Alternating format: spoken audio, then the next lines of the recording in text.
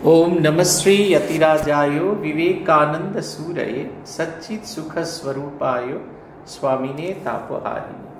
श्री भगवाনের অশেষ কৃপায় আবার আমরা সমবেত হয়েছি শ্রী শারদা সংঘ বিধাননগর কেন্দ্রের আয়োজনে আজকের এই পাঠচক্র। আমরা পড়ছি স্বামীজির পত্রাবলী। এটি স্বামী বিবেকানন্দের বাণী ও রচনার ষষ্ঠ খণ্ড থেকে নেওয়া হয়েছে। আমরা পড়ছিলাম চিঠি। এটি স্বামীজি আমেরিকা থেকে লিখেছেন, দীর্ঘ চিঠি, 48 নম্বর চিঠি। এটি আলাসিংহ পেরমলকে লেখা চিঠি, ইংরেজি চিঠির বঙ্গানুবাদ।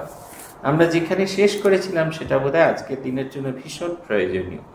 স্বামীজি বলছেন, এ একদিনের কাজ নয়, পথ ভীষণ কণ্টকপূর্ণ, কিন্তু পার্থ সারথী আমাদের সারথী হইতেও প্রস্তুত, তাহা আমরা জানি। তাহার নামে তাহার প্রতি অনন্ত বিশ্বাস রাখিয়া ভারতে শত শত যুগসঞ্চিত পর্বত প্রমাণ অনন্ত দুঃখরাশিতে অগ্নিসংযোগ চড়িয়া দাও, উহা ভস্মসাৎ হইবেই হইবে। আজকের দিনের এই যে সমস্যা দেখুন, দীর্ঘ থেকে দীর্ঘায়িত হচ্ছে, ক্রমাগত সমস্যার সময়ের পরিমাণ বাড়ছে, বিচার কবে হবে আমরা কেউ জানি না। কিন্তু এটা ঠিক, দীর্ঘদিন ধরে এই যে ছেলেরা যে জিনিসটা দেখ, আজও সেবা প্রতিষ্ঠানে গেছিলাম, দেখলাম সেখানে জুনিয়র ডাক্তাররা বসে আছেন, সবাই তাদের সমর্থন করছেন, সবাই তাদের সাহায্য করছেন। এমনকি যে রোগীরা যারা এসেছেন, বহু জায়গায় কাগজে লেখা হচ্ছে রোগীরা ভীষণ রকম অসহযোগ পৃষ্ঠতা, তা কিন্তু দেখলাম না। তারাও কিন্তু এটা সমর্থন করছেন, তারা অপেক্ষা করছেন চিকিৎসার জন্য। যেরকমভাবে ওপিডি চলছে সেইভাবেই দেখাচ্ছেন, কোথাও হামলাবাজি নেই, কোথাও হইচই নেই। সবাই যেন সব একস্বরে এর বিরুদ্ধে চলে গিয়েছে, সবাই বিচার চাইছে। এবং এই যে ছবিটা তৈরি হয়েছে, এটা খুব পরিষ্কার বলছে এটা একটা কিছু পরিবর্তন হবে। যেহেতু কিছুদিন আগে বাংলাদেশে এত বড় একটা পরিবর্তন হয়েছে, তাই মানুষ খুব আশ্বাস রাখছে, মানুষ খুব বিশ্বাস রাখছে এটি হবেই। স্বামীজি বলছেন, তবে এসো ভাতৃগণ, সমস্যাটির অন্তঃস্থল ভালো করিয়া দেখো। এ ব্রত গুরুতর, আমরা ক্ষুদ্র শক্তি, কিন্তু আমরা জ্যোতির তনয়, ভগবানের তনয়। ভগবানের জয় হোক, আমরা সিদ্ধি লাভ করবই করব। শত শত লোক এই চেষ্টায় প্রাণত্যাগ করিবে, আর শত শত লোক উহাতে ব্রতী হইতে প্রস্তুত থাকিবে। প্রভুর জয়। আমি এখানে অকৃতকার্য হইয়া মরিতে পারি, আর একজন এই ভার গ্রহণ করিবে। রোগ কি বুঝিলে, ঔষধ কি তাহাও জানিলে, কেবল বিশ্বাসী হও। আমরা ধনী বা বড়লোককে গ্রাহ্য করি না, আমরা হৃদয় শূন্য মস্তিষ্কসার ব্যক্তিগণকে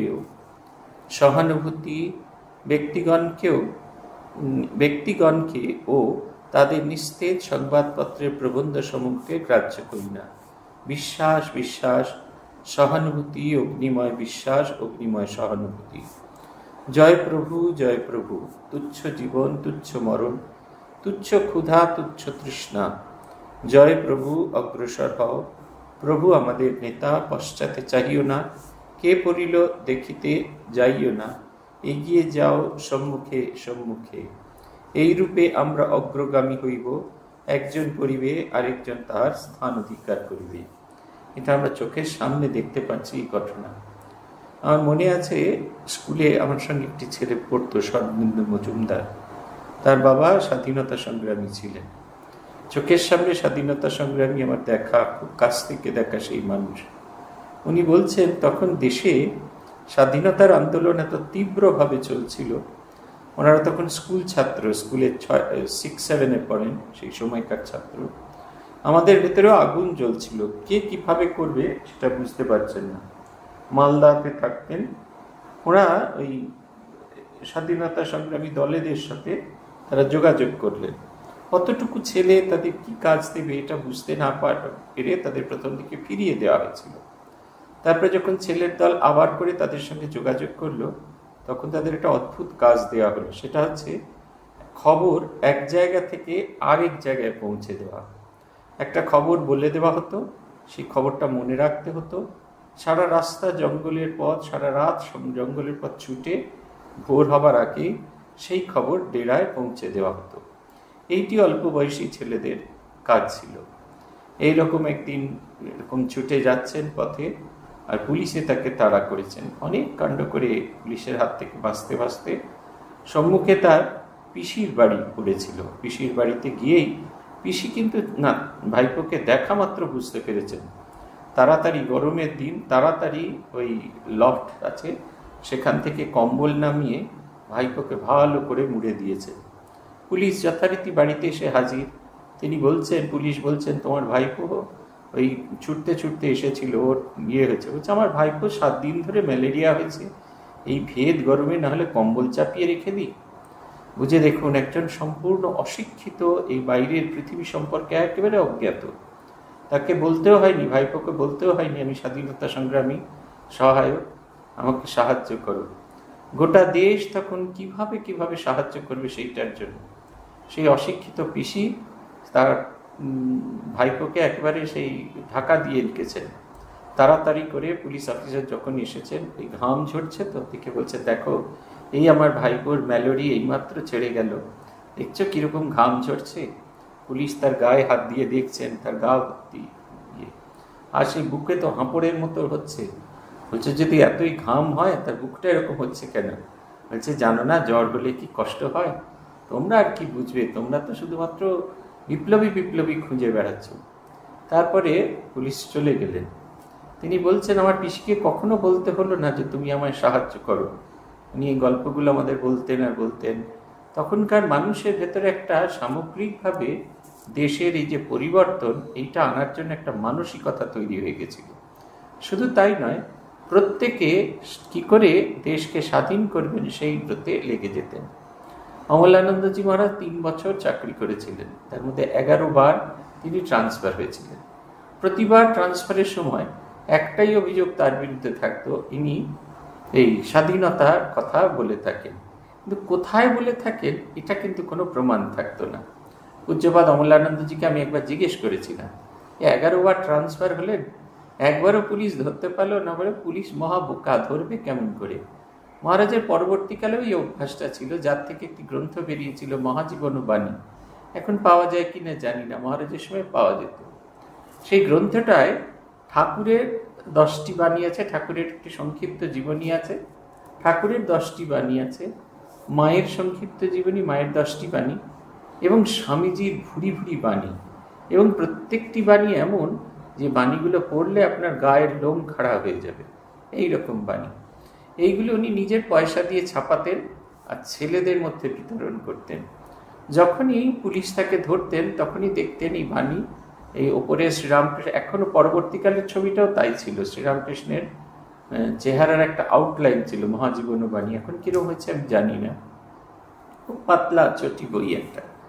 এইভাবে তিনি ছাত্রদের ভেতরে সেই স্বাধীনতা সংগ্রামের বীজ ছড়িয়ে যেতেন, এক স্কুল থেকে আরেক স্কুল, আরেক স্কুল থেকে আরেক স্কুল। তার ছাত্র পরবর্তীকালে আমাদের রামকৃষ্ণ মিশনের অন্যতম প্রথিতযশা সন্ন্যাসী স্বামী মুমুক্ষানন্দজির কাছে আমি শুনেছি। মহারাজ বলতেন, মুমুক্ষানজির কাছে শুনেছি, মুমুক্ষানজি বলেছিলেন যে মহারাজ এই সমস্ত বই ছাত্রদের ভেতরে বিতরণ করতেন। আমরা অবাক হয়ে থাকতাম, কবে মহারাজ আসবেন, বই বিতরণ করবেন। এবং এই বইগুলোকে যখন আমরা জিজ্ঞেস করতাম এর কত দাম, তাতে মহারাজ বলতেন, এই বইগুলোতে স্বামীজির যে বাণী লেখা আছে সেই অনুযায়ী যদি জীবনযাপন করা হয় তাহলে স্বামীজিকে এই বইয়ের দামটা ঠিক ঠিক মতো দেওয়া হতো। এই কথা, এইরকম করে বহু ছাত্রকে নিঃশব্দে তিনি এই বদল করে দিয়েছিলেন। স্বামীজির এই কথা হচ্ছে না, বলছেন যে রোগ কি বুঝিল, ঔষধ কি তাহাও জানিলে, কেবল বিশ্বাসী হও। আমরা ধনী বা বড়লোককে সাহায্য করি, গ্রাহ্য করি না। আমরা হৃদয় শূন্য মস্তিষ্কসার ব্যক্তিগণকেও তাহাদের নিস্তেজ সংবাদপত্রের প্রবন্ধসমূহ গ্রাহ্য করি না। আমরা দেখতে চাই না, তথাপি এখন ফেসবুকের কল্যাণে নানা নিউজ চ্যানেলের বিতর্কগুলো দেখি, কি অন্তঃসার শূন্য সেই সমস্ত বিতর্কগুলো। খুব ভালো করে শুনলেই বোঝা যায়, সেই যে মেয়েটি যে মারা গেছে তার জন্য কিন্তু কারুর এতটুকু সমবেদনা নেই, সকলের সমবেদনা রয়েছে এই ঘোলা জলে কি করে আমাদের নিজেদের আখেরটা গুছিয়ে নেব। রাজনৈতিক দল ভাবছে কেমন করে ফিরে দাঁড়াবো।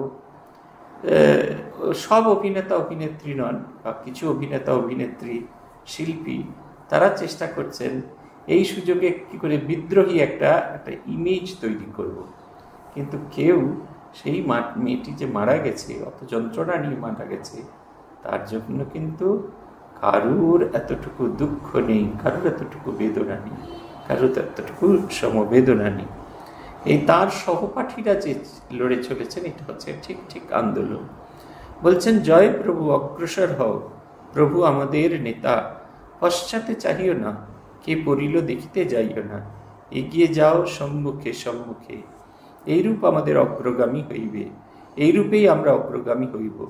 একজন পড়িবে আর একজন তাহার স্থান অধিকার করিবে। মহারাজের কাছে আমরা স্বাধীনতা সংগ্রামী গল্প শুনতাম।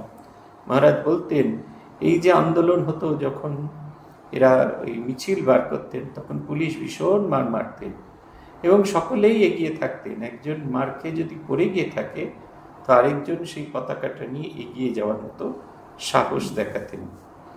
এই গ্রাম হইতে এইবারের যে অংশটা, এটা খুব দুঃখের, খুব বেদনার। এইখানে স্বামীজি বলছেন, এই গ্রাম হইতে কাল আমি বস্টনে যাইতেছি, সেখানে একটি বৃহৎ মহিলা সভায় বক্তৃতা করিতে হইবে। ইহারা খ্রিস্টান রমাবাইকে সাহায্য করিতেছে। বস্টনে গিয়া আমাকে প্রথমে কাপড় কিনিতে হইবে। সেখানে যদি বেশি দিন থাকিতে হয়, তবে আমার এই অপূর্ব পোশাক চলিবে না। রাস্তায় আমায় দেখিবার জন্য শত শত লোক দাঁড়াইয়া যায়, সুতরাং আমাকে কালো রঙের লম্বা জামা পরিতে হইবে। কেবল বক্তৃতার সময় গেরুয়া আলখাল্লা ও পাগড়ি পরিব। কি করিব? এখানকার মহিলাগণ এই পরামর্শ দিতেছেন। তাহারাই এখানকার সর্বময় কর্তৃ, তাহাদের সহানুভূতি না হইলে চলিবেন। এই পত্র তোমার নিকট পৌঁছিবার পূর্বে আমার সম্বল দাঁড়াইবে 60 থেকে 70 পাউন্ড। অতএব কিছু টাকা পাঠাইবার বিশেষ চেষ্টা করিবে। এদেশে প্রভাব বিস্তার করিতে হইলে কিছুদিন এখানে থাকা দরকার। আমি ভট্টাচার্য মহাশয় ফোনোগ্রাফ দেখিতে যাইতে পারি নাই, কারণ তাহার পত্র এখানে আসিয়া পাইলাম। যদি আবার চিকাগোয়ে যাই, তবে উহার জন্য চেষ্টা করিব। আমি চিকাগোয়ে যাব কি না জানি না। আমার তথাকার বন্ধুগণ আমাকে ভারতের প্রতিনিধি হইতে বলিয়াছিলেন, আর বড়দারাও যে ভদ্রলোকটির সহিত আলাপ করাইয়া দিয়াছিলেন, তিনি চিকাগো মেলার একজন কর্তা। কিন্তু আমি প্রতিনিধি হইতে অস্বীকার করি, কারণ চিকাগোয়ে 1 মাসের অধিক থাকতে গেলে আমার সামান্য সম্বল ফুরাইয়া যাইবে। স্বামী বিবেকানন্দের মতো মানুষ, বিশ্বজয়ী স্বামী বিবেকানন্দ, তাকে লেডিস ক্লাবের সভায় বক্তৃতা দিতে হচ্ছে। কেন না?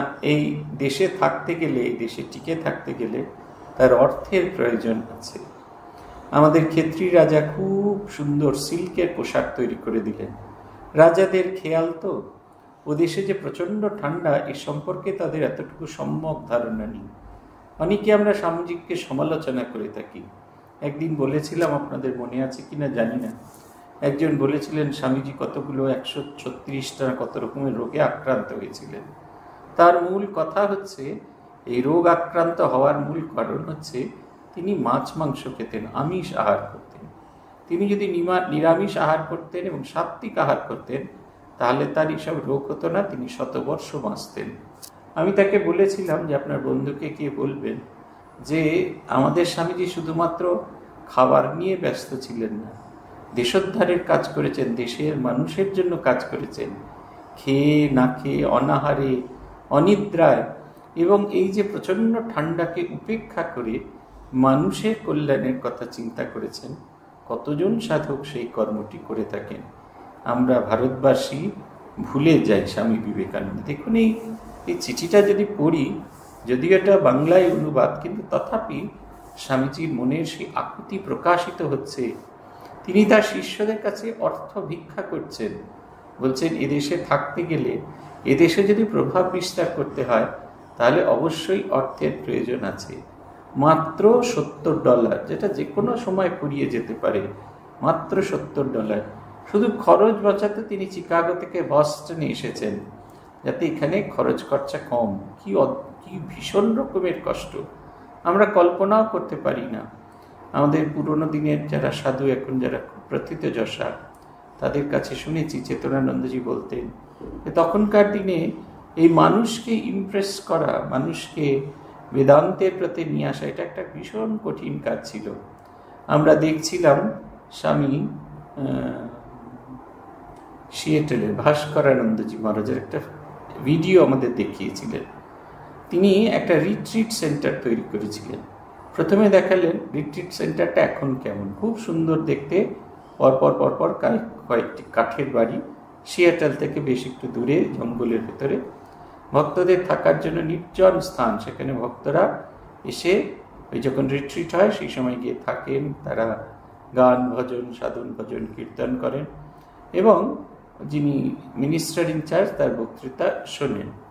তিনি এরপরে দেখালেন ওই রিট্রিট সেন্টারটা কেমন করে তৈরি হয়েছিল, কি ভয়ঙ্কর কষ্ট।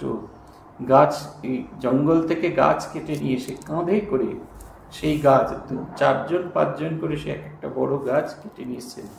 তার মধ্যে 2 বিশেষ করে গুরুত্বপূর্ণ, একজন ভাস্করানন্দজি আর একজন স্বামী মনীষানন্দজি। মনীষানন্দজি আমেরিকান শরীফ, তারপরে দিনের পর দিন সেই গাছকে কেটে তাকে সাইজ করে সেই তার দিয়ে প্ল্যাঙ্ক, উডেন প্ল্যাঙ্ক তৈরি করে সেই দিয়ে ওই পুরো ওই যে আশ্রমটি সেটা তৈরি হয়েছিল। ভাস্করানন্দজি বলছিলেন ছবি দেখাতে দেখাতে আমাদের, জানো তো এর প্রত্যেকটা কর্নার আমি চিনি, তার কারণে এই প্রত্যেকটা কর্নারে আমাদের ঘাম শ্রমটা এটি রয়েছে। আমরা যত মনে করে থাকি না কেন বিদেশে থাকাটা খুব সহজ, বিদেশে থাকাটা খুব সহজ নয়। স্বামীজি শিকাগো যেতে পারছেন না, কেন যেতে পারছেন না? ভয়, এত খরচ সেখানে, তাই তার পক্ষে ভয়ে যাওয়া সম্ভব নয়। আমরা দেখব এই চিঠিতে এক জায়গায় স্বামীজি বলছেন, যদি তোমরা আমাকে আর টাকা না পাঠাতেই পারো এখানে থাকার জন্য, তাহলে অন্তত ফিরে যাওয়ার জন্য টাকা পাঠিও, ফিরে যাওয়ার জন্য যতটুকু টাকার প্রয়োজন আছে সেইটুকু পাঠিও। স্বামী বিবেকানন্দের কি অদ্ভুত আকুতি এই চিঠিগুলোর পাতায় পাতায় প্রকাশিত হয়েছে। বলছেন, কানাডা ব্যতীত সমগ্র আমেরিকায় রেলগাড়িতে ভিন্ন ভিন্ন ক্লাস নাই, সুতরাং আমাকে ফার্স্ট ক্লাসে ভ্রমণ করিতে হইয়াছে, কারণ উহা ছাড়া আর ক্লাস নাই। আমি কিন্তু উহার পুলমান গাড়িতে চড়িতে ভরসা করি না, এগুলি খুব আরামপ্রদ। এখানে আহার, পান, নিদ্রা, এমনকি স্নানের পর্যন্ত সুবন্দোবস্ত আছে। তুমি যেন হোটেলে রহিয়াছ বোধ করিবে, কিন্তু ইয়াতে বেজায় খরচ। স্বামীজি এর দেশে যখন কেউ স্বামীজিকে কোনো ভিক্ষা দিতে চাইতেন, টাকা পয়সা দিতে চাইতেন, স্বামীজি তাকে বারণ করতেন টাকা পয়সা দিতে। তার বদলে স্বামীজি চাইতেন যে তাকে একটা ফার্স্ট ক্লাসের টিকিট কেটে দেওয়া হোক। কেন ফার্স্ট ক্লাসের টিকিট কেটে দেওয়া হোক? কারণ এই ফার্স্ট ক্লাস বগিতে তখনকার দিনে টয়লেট সংযুক্ত ছিল। স্বামীজির খুব পেটের সমস্যা ছিল, লিভারের প্রবলেম থাকার জন্য স্বামীজির খুব পেটের সমস্যায় ভুগতেন এবং এই কারণে তিনি চাইতেন যে অন্যান্য ক্লাসগুলো, সেকেন্ড ক্লাস, ইন্টার ক্লাস, এই কোনো ক্লাসে টয়লেট সংযুক্ত থাকতো না। সেই কারণে স্বামীজির পক্ষে এইসব ক্লাসে চড়া খুব কঠিন। আমরা অনেকেই সমালোচনা করে থাকি, উনি দামি ক্লাসে চড়তেন, সিগার খেতেন, ভালো ভালো জামা কাপড় পরতেন, এই সমস্ত অনেক রকমের অভিযোগ করে থাকি। কিন্তু কত অসহায় না হলে মানুষ এগুলো করেন না। তার পক্ষে এগুলো করা সম্ভব ছিল, কিন্তু সেগুলো করেনি। এখন যেমন রয়্যাল কার আছে, এই বিভিন্ন ট্রেনের বিভিন্ন রুটের, জয়পুর টয়পুর যায় সেই ট্রেন, তাতে একেবারে সেই রাজকীয় ব্যবস্থা করা আছে, সেই রকম ব্যবস্থার কথা বলছে। এখানে সমাজের মধ্যে ঢুকিয়া তাহাদের শিক্ষা দেওয়া মহা কঠিন ব্যাপার। বিশেষত এখন কেহ শহরে নাই, সকলেই গ্রীষ্মাবাসে গিয়াছে। শীত আবার সব শহরে আসিবে, তখন তাহাদিগকে পাইব। সুতরাং এখানে আমাকে কিছুদিন থাকিতে হইবে। এত চেষ্টার পর আমি সহজে ছাড়িতেছি না। তোমরা কেবল যতটা পারো আমায় সাহায্য করো, আর যদি তোমরা নাই পারো আমি শেষ পর্যন্ত চেষ্টা করিয়া দেখিব। আর যদি এখানে রোগে শীতে অনাহারে মরিয়া যাই, তোমরা এই ব্রত লইয়া উঠিয়া পড়িয়া লাগিবে। পবিত্রতা, সরলতা, বিশ্বাস, আমি যেখানেই থাকি না কেন আমার নামে যে কোনো চিঠি বা টাকা আসিবে, কুক কোম্পানিকে তাহা আমার নিকট পাঠাইতে বলিয়া দিয়াছি। রোম একদিনে নির্মিত হয় নাই। যদি তোমরা টাকা পাঠাইয়া আমাকে অন্তত 6 মাস এখানে রাখিতে পারো, আশা করি সব সুবিধা হইয়া যাইবে। ইতিমধ্যে আমিও যে সকল কাষ্ঠখণ্ড সম্মুখে পাই তাহাই ধরিয়া ভাসিবার চেষ্টা করিতেছি। যদি আমার ভরণ পোষণের কোনো উপায় করিতে পারি তৎক্ষণাৎ তোমায় তার করিব। কতগুলো ছবি পরপর দেখুন। স্বামী বিবেকানন্দ বলছেন যে তোমরা আমাকে সাহায্য করো, এখানে একটু থাকা প্রয়োজন। কেন এখন বস্টনে থাকার খরচ কম? কারণ বস্টন শহরে এখন লোকজন নেই, তারা সবাই গ্রীষ্মাবাসে গিয়েছেন, সামার ভেকেশনে তারা গেছেন। আবার যখন ঠান্ডা পড়বে তারা ফিরে আসবে। অতএব কারোর কাছে বেদান্তের কথা বলবেন এরকম লোক খুঁজে পাওয়া যাচ্ছে না। তিনি বলছেন, জোর দিচ্ছেন না, বলছেন তোমরা যতটা পারো আমায় সাহায্য করো, যতটা তোমাদের পক্ষে সম্ভব ততটাই করো। আর যদি তোমরা নাই পারো, আমি শেষ পর্যন্ত চেষ্টা করিয়া দেখিব। আমি কোনো অবস্থাতে ছেড়ে যাব না। এখানে শেষকাল একটা দারুণ কথা বলছেন, ইতোমধ্যে আমি যে কোনো কাষ্ঠখণ্ড সম্মুখে পাই তাহা ধরিয়া ভাসিয়া চলিতে চেষ্টা করিতেছি। এই কথাগুলো পড়লে আমরা স্বামীজির সেই সময়ের অবস্থাটা অন্তরে অনুভব করতে পারব। তিনি শেষ অবধি চেষ্টা করছেন আমাদের জন্য, শুধু আমাদের জন্য চেষ্টা করছেন যাতে তিনি এই কাজগুলিকে করে যেতে পারেন। তিনি বলছেন যে কোনো টাকা আসুক আমার কাছে, তুমি সেখানে আমাকে পাঠাবে। বলছেন আমি চাই যে যদি আমি এইখানে রোগে শীতে বা অনাহারে মরিয়া যাই, দেখুন আমাদের তো সবসময় ভয় মরে যাওয়াতে, ঠান্ডাকে ভয় পাই যদি কাঠ হয়ে মরে যাই, যদি অনাহারে মরে যাই বা অসুখে মরে যাই, এ নিয়ে তো আমাদের অনেক রকমের ভয় থাকে। কিন্তু স্বামী বিবেকানন্দের সেই ভয় নেই। তিনি একটা উচ্চ ব্রত গ্রহণ করেছেন এবং তিনি জানেন তিনি যদি মারাও যান এই ব্রতকে চালিয়ে নিয়ে যাওয়ার মতো মানুষ আছে। আমি যেখানেই থাকি না কেন, এই বলছেন তোমরা এই ব্রত লইয়া উঠিয়া পড়িয়া লাগিবে। এটা স্বামীজির বিশ্বাস আমাদের কাছে। স্বামীজি আমাদের বিশ্বাস করেছেন তিনি যদি শারীরিক কারণে, শারীরিক অসুস্থতার কারণেও যদি এই ব্রত, এই বেদান্ত প্রচার তিনি যদি না চালিয়ে যেতে পারেন, তাহলে অবশ্যই আগামী দিনের মানুষ আসবে তার কাজ, তার ব্রতকে নিয়ে যেতে। তিনি বলছেন তিনটি জিনিস প্রয়োজন। একটা হচ্ছে পবিত্রতা, দুই হচ্ছে সরলতা, আর তিন হচ্ছে বিশ্বাস। পবিত্রতা কি করে? পবিত্রতা আমাদের ছড়ানো মনকে গুটিয়ে এক জায়গায় করে দেয়। অপবিত্র চিন্তার কারণে আমাদের মন নানা জায়গায় ছড়িয়ে থাকে। এটা আমাদের একটা অপবিত্র ভাবনা থেকে, মনে অপবিত্র ভাব এলেই আমাদের মন কিছুতেই একমুখী হয় না। তাই একমুখী হওয়ার জন্য পবিত্রতা খুব জরুরি। আমরা যত ইন্টারনাল আর এক্সটার্নাল পিওরিটির দিকে এগোতে থাকব, তত আমাদের ভেতরে এটার পরিবর্তন হবে। সরলতা হচ্ছে সব কিছুকে শিশুর মতো সরলভাবে বিশ্বাস করে। শিশু যেরকম আগুনকে ভয় পায় না, এগিয়ে যায়, আমাদের ভেতরে যদি সরলতা না থাকে, সরল ভাব যদি আমরা গ্রহণ করতে না পারি, তাহলে কিন্তু আমাদের পক্ষে এগিয়ে যাওয়া সম্ভব নয়। আর এইটা বিশ্বাস যে কোনো ভালো জিনিস ভালো ফল প্রসব করে। স্বামীজি দেখবেন একটি কথা আছে যে তিনটি গুণ যদি মানুষের বা কোনো দেশ অবলম্বন করতে পারে তাহলে অবশ্যই তাদের উন্নতি সম্ভব। প্রথম হচ্ছে conviction in the power of goodness, সাধুতার শক্তিতে বিশ্বাস। আমরা অনেক সময় এই সাধুতার শক্তিতে বিশ্বাস রাখতে পারি না বলে অসাধু হয়ে যাই। অমুকে করেছিল তখন তুমি কিছু বললে না, তমুকে করেছিল তখন তুমি কিছু বললে না। আমার ভালো হতে তো অসুবিধা কোথাও নেই। এই সাধুতার শক্তিতে আমরা কিছুতেই বিশ্বাস করতে পারি না বলে আমরা বিভিন্ন অসাধু পদ্ধতি অবলম্বন করি, আর বিভিন্ন নিজের স্ট্যান্ডকে ঠিক রাখার জন্য বিভিন্ন অসাধু উদাহরণ সেগুলো দিয়ে থাকি। স্বামীজি বলছেন একজন মানুষ বা একটি দেশকে যদি বড় হতে হয় তার তিনটি গুণ থাকা দরকার। একটা হচ্ছে সাধুতার শক্তিতে বিশ্বাস, দুই হচ্ছে absence of jealousy and suspicion, সন্দেহ এবং ঈর্ষা, এই দুটো থেকে নিজেকে সম্পূর্ণ সরিয়ে দিতে হবে। আর তিন হচ্ছে be good and help others want to be good, নিজে ভালো হও এবং অন্যেরা যারা ভালো হতে চাইছে তাদেরও ভালো করো। আমি সেদিনকে ফেসবুকে একজনের সঙ্গে কথা বলছিলাম। সে একটি বিশেষ অঞ্চলের মানুষ, আপনাদের মধ্যে তিনি উপস্থিত আছেন, তার কথা তিনি বলছিলেন যে কীভাবে সেই সমস্ত ছেলেপুলেদের তিনি চেষ্টা করেছেন তারা যাতে লেখাপড়া শেখে, তারা যাতে উচ্চশিক্ষা লাভ করতে পারে। চেন্নাইতে একটি বড় গবেষণা প্রতিষ্ঠানে সে কাজ করছে। কৃতজ্ঞতার সঙ্গে তিনি স্বীকার করছেন তার কথা, একেবারে মাথা নুইয়ে তিনি স্বীকার করছেন, বলছেন উনি যদি না থাকতেন আমরা কখনোই আজকে এই যে অবস্থায় এসে পৌঁছেছি এইটা কখনো পৌঁছতে পারতাম না।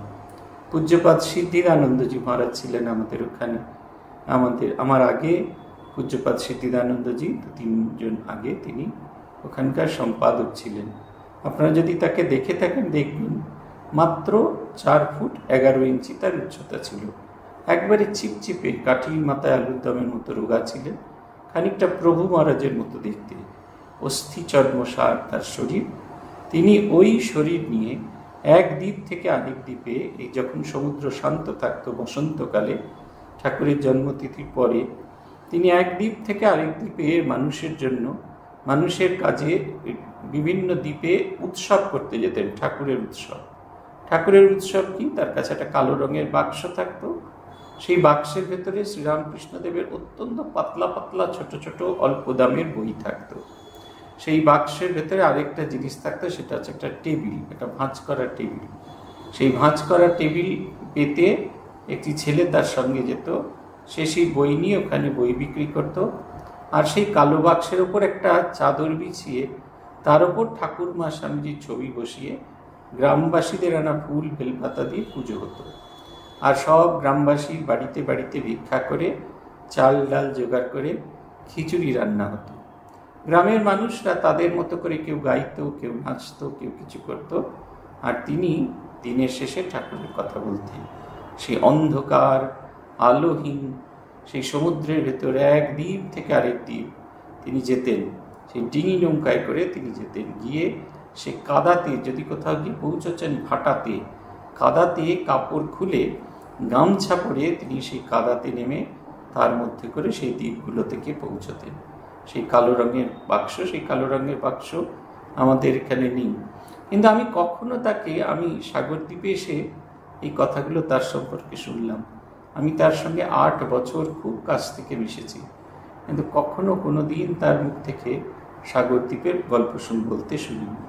আমি এই করেছি, আমি তাই করেছি এই বলতে আমরা যারা ব্যস্ত হই, আমাদের কাছে উনি একটা উদাহরণ। উনি দেখিয়ে দিয়ে গেছেন কেমন করে স্বামীজির কাজ করতে হয়। স্বামীজি বলছেন, প্রথমে আমেরিকার চেষ্টা করিব, এখানে অকৃতকার্য হইলে ইংল্যান্ডে চেষ্টা করব, তাহাতেও কৃতকার্য না হইলে ভারতে ফিরিব ও ভগবানের পুনরাদেশের প্রতীক্ষা করিব। রার পিতা ইংল্যান্ডে গিয়েছেন, তিনি বাড়ি যাইবার জন্য বিশেষ ব্যস্ত। তাহার অন্তরটা খুব ভালো, উপরটা কেবল বেনিয়া সুলভ কর্কশতা। চিঠি পৌঁছতে 20 দিন অধিক সময় লাগিবে। 2টো দেশকে তিনি টার্গেট করেছেন। আমেরিকান, তারা হচ্ছে সভ্য যে জাতি, আর ইংলিশরা অত্যন্ত সুশিক্ষিত জাত, অত্যন্ত সুশিক্ষিত এবং সম্ভ্রান্ত জাত। এদের ভেতরে যদি এই বেদান্তের ভাবটিকে ঢোকানো যায়, বেদান্তের ভাবটিকে বোঝানো যায়, তাহলে স্বামীজির কাজ অনেক বেশি সহজ হবে। সেই কারণে তিনি এই 2টি দেশকে টার্গেট করেছেন। আমি আবার এই সোমবার সেলেমে এক বৃহৎ মহিলা সভায় বক্তৃতা দিতে যাব।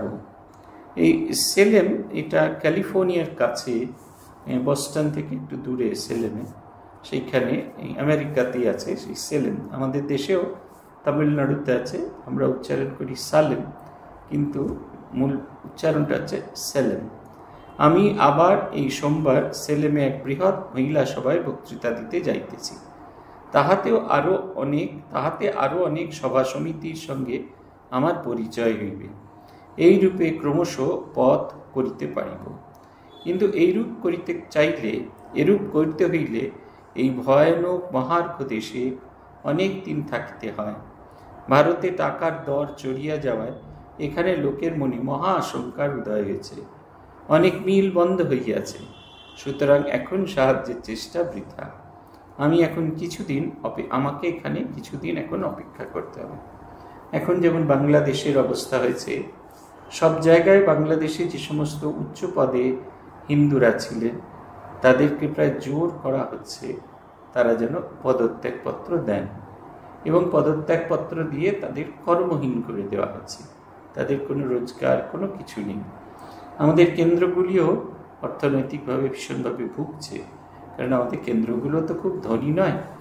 যারা দান করতেন তাদের নিজেদের যদি কোনো জীবিকা না থাকে তাহলে তাদের পক্ষে দান করাটা খুব সহজ হবে না। কিন্তু এইটি এখন চলছে ওই দেশে। কিন্তু এই রকম অবস্থা এখানে ভারতের এই সমস্ত যে মিল কলকারখানাগুলো ছিল, সাধারণ মানুষ যেখানে থাকেন, সাধারণ মানুষ যেখান থেকে জীবিকা অর্জন করেন, সেই জীবিকা অর্জনের জায়গাটা আস্তে আস্তে বন্ধ হচ্ছে। এইমাত্র দর্জির কাছে গিয়েছিলাম। স্বামীজির চিঠির একটা স্পেশালিটি, স্বামীজি চিঠিটা একটানা লিখছেন না, একটু একটু একটু করে লেখেন। আপনারা অন্যান্য চিঠিও দেখবেন একটু একটু করে লিখেছেন। আমি যেমন ফসফস ফসফস ফসফস করে লিখে ইতি দিয়ে শেষ করে দিন, ওরকম নয়, একটু একটু করে লিখছেন। এই অংশটা দেখলেই বোঝা যাবে। এইমাত্র দর্জির কাছে গিয়েছিলাম, কিছু শীতবস্ত্রের অর্ডার দিয়ে আসিলাম। তাহাতে 300 টাকা বা তাহারও বেশি পড়িবে। ইহাতে যে খুব ভালো কাপড় হইবে তাহা মনে করিও না, অমনি চলনসই গোছের হইবে। এখানকার স্ত্রী লোকেরা পুরুষের পোশাক সম্বন্ধে বড় খুঁতখুঁতে, আর এদেশে তাহাদেরই প্রভুত্ব। মিশনারিরা ইহাদের ঘাড় ভাঙিয়া যথেষ্ট অর্থ আদায় করে। ইহারা প্রতি বৎসর রমাবাইকে খুব সাহায্য করিতেছে। যদি তোমরা আমাকে এখানে কিছুদিন রাখিবার জন্য টাকা পাঠাইতে না পারো, এই দেশ হইতে চলিয়া যাইবার জন্য টাকা পাঠাইও। ইতোমধ্যে যদি অনুকূল কিছু ঘটে লিখিব, বা তার করিব। কেবল বা তার করিতে প্রতি শব্দ পরে 4 টাকা। তোমাদেরই বিবেকানন্দ। এই যে স্বামী বিবেকানন্দ শীত বস্ত্রের অর্ডার দিতে গেছেন। আমরা কত রকমের সোয়েটার টোয়েটার পরি, আমাদেরও তো কত রকমের সোয়েটার আসে বিভিন্ন দেশ থেকে। আমরা এইটা পরি, ওইটাকে বাতিল করি, ওইটাকে পরি, এটাকে বাতিল করি। এই প্রভুর এমন অবস্থা, কোনো কিছু বাতিল করার নেই। কোনো রকমে এই ভয়ঙ্কর শীতকে প্রতিহত করার জন্য যতটুকু দরকার ততটুকু তিনি কোনো রকমে সংগ্রহ করার ন্যূনতম চেষ্টা করছেন। এই ছবিগুলো ভাবলেই জানেন তো ভেতর কীরকম মোচড় দিতে থাকে। স্বামীজি বলছেন, মেয়েরা ভীষণভাবে ফ্যাশন দুরস্ত, এবং ছেলেদের ফ্যাশন মেয়েরাই সাধারণত পরিচালনা করে। নিখিলানন্দজির স্মৃতি কথায় আছে, যখন তিনি এদেশে আসেন তখন অন্যদের সঙ্গে অন্যদের বিষয়ে বলতে গিয়ে নিখিলানন্দজি তার স্মৃতি কথায় বলছেন, তার কমিটির সদস্যরা তাকে বলেছিলেন যে যেমন তেমন পোশাক পরে যাবেন না। তখনকার দিনে এই ইংল্যান্ডে বিদেশে যখন যাওয়া হতো, আপনারা অনেকেই মাধবানন্দজির একটা ছবি আছে, যদি পারেন দেখবেন, গলা তোলা বন্ধ কোট পরা মাধবানন্দজি এবং নির্বাণানন্দজি। তখনকার দিনে যারা বিদেশে যেতেন তাদের এই দুটি পোশাক পরেই করে দেওয়া, একটা প্যান্ট আর একটা হচ্ছে গলা তোলা কোট, হাই কলার কোট। এই দুটি তারা পরে যেতেন। ওই রকম ভূতের মতো পোশাক পরে ও দেশে যাওয়া যায় না। ফর্মাল স্যুট টুট পরতে হয়, ভেতরে ওয়েস্ট কোট, তার উপর স্যুট, এই সমস্ত পরতে হয়। তাই তিনি নিখিলানন্দজিকে পরামর্শ দিয়েছিলেন যে যত খরচই হোক না কেন একবার একটু যত্ন করে পোশাক পরবে। যদি তোমার যারা শ্রোতা তাদের মনে তোমার পোশাক সম্পর্কে কিছু খুঁতখুঁতে ভাব আসে, তাহলে কিন্তু তারা তোমার বক্তৃতা শুনবে না। বাইরেটা খুব নিখুঁত হওয়ার দরকার আছে। এ দেশ দেখনদারির দেশ, দর্শনধারীর দেশ। কি সুন্দর করে বলছেন, যদি তোমরা আমাকে এখানে রাখিবার জন্য টাকা পাঠাইতে না পারো, ও এদেশ হইতে চলিয়া যাইবার জন্য টাকা পাঠাইও। স্বামীজির এই আবেদন ভীষণ মোচড় দেওয়া আবেদন। বলছেন, শেষ করছেন, তোমাদেরই বিবেকানন্দ। আমরা আরেকটি ছোট্ট চিঠি পড়ে নেব। এটি সেলেম থেকে লেখা, 30 অগস্ট 1893 সালে লেখা, অধ্যাপক রাইটকে লেখা। অধ্যাপক রাইটের পুরো নাম ছিল জন হেনরি রাইট। 1852 সালে 4 ফেব্রুয়ারি তার জন্ম এবং 1908 সালে 25 নভেম্বর তিনি এই মরলোক ত্যাগ করেন। তিনি হার্ভার্ড বিশ্ববিদ্যালয় গ্রিক সাহিত্যের অধ্যাপক ছিলেন 1887 সাল থেকে, এবং 1895 থেকে 1908 অবধি এই বিশ্ববিদ্যালয়ে তিনি graduate school of arts and সায়েন্সের ডিন ছিলেন। স্বামীজি তাকে অধ্যাপকজি বলে ডাকতেন।